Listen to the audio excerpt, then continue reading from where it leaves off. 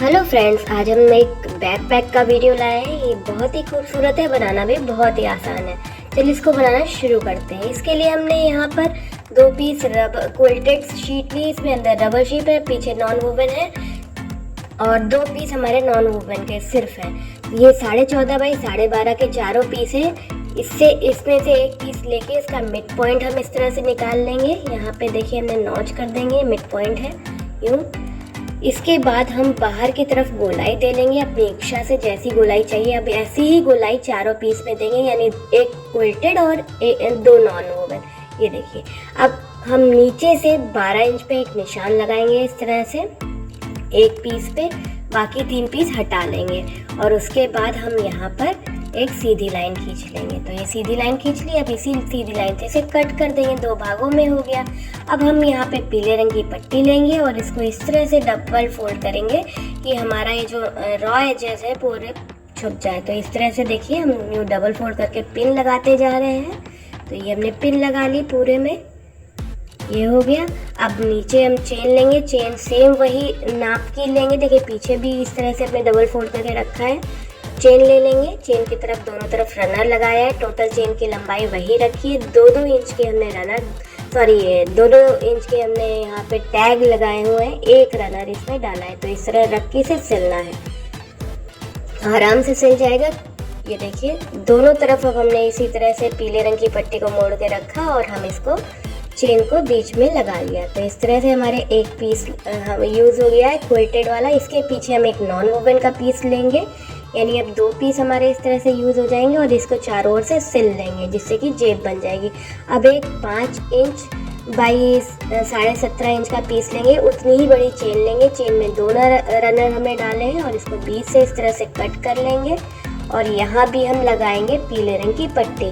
आप अपनी इच्छा से कोई भी रंग की पट्टी लगा सकते हैं। तो ये पट्टी को इस तरह से डबल करके इसके दोनों साइड्स में हम लगाएंगे और चेन को बीच में इंस्टॉल करेंगे। तो इसको चेन को ऐसे रख के सिलते जाना है।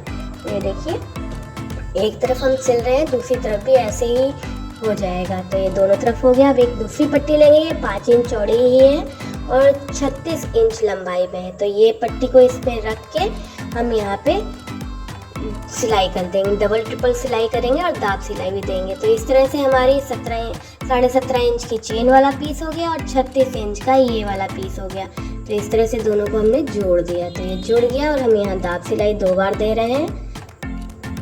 ये हो गया। अब जेब के जस्ट 1 इंच नीचे तक हमने ये रखा है, इस साइड में उसी के बराबर है और इसको इस तरह से सिलना है। लेकिन 1 इंच छोड़ के सिलेंगे। जेब से जो 1 इंच एक्स्ट्रा रखा है वो हम छोड़ के सिलेंगे, क्योंकि अभी हमें ये दूसरा साइड जब सिल जाएगा तब थोड़ा बड़ा छोटा हो सकता है। तो उनसे छोड़ के ही 1 इंच सिलते हैं। तो 1 इंच छोड़ के इस तरह से हमने पिन की मदद से अटैच कर लिया था और उसको इस तरह से सिलते जाते हैं। यानी अभी हमने एक नॉन वूवन का जो पीस था वो यूज़ किया है और एक हमारा मेन फैब्रिक है जिसमें हमने चेन अटैच की है वो यूज़ किया। और उसके चारों ओर ये हमने पट्टी या हमने एक जेब सी बनाने के लिए लगा ली है। तो इस तरह से यहाँ पे हमने सुई को अंदर रखते हुए यहाँ पे इस तरह से सिला, फिर सुई को अंदर रखते हुए मोड़ा, जहाँ जहाँ मोड़े वहाँ सुई अंदर रखते हुए मोड़ते हैं। अब ये देखिए थोड़ा सा जगह हम छोड़ देंगे और इसके बाद इन दोनों पीस को पहले इस तरह से जोड़ लेंगे। देख लेंगे कि ये बराबर आ रहे हैं कि नहीं। थोड़ा सा बड़ा आया है, यानी अगर आप 35.5 इंच रखेंगे तो ये सही होगा। अब यहाँ पे देखिए ये सिल गया। अब इसको भी रख के यूँ सिल देंगे और दाब सिलाई लगा लेंगे। इसके बाद हमने यहाँ 4.5 बाई 12 इंच के 2 पीस नॉन वोवन और 2 मेन फैब्रिक ले लिए हैं। तो 2 पीस को इस तरह से फोल्ड करेंगे और साइड से सिलाई कर देंगे। डबल फोल्ड करके यूँ सिलाई कर रहे हैं। इससे हम हैंडल बनाएंगे। इस तरह से सिल गया। इसमें हमने रबर शीट नहीं यूज़ की है। इसको इस तरह से पलट लेंगे, पलट के एक एंड को थोड़ा सा अंदर को इंसर्ट करेंगे और सिलाई बीच में कर देंगे एक साइड के।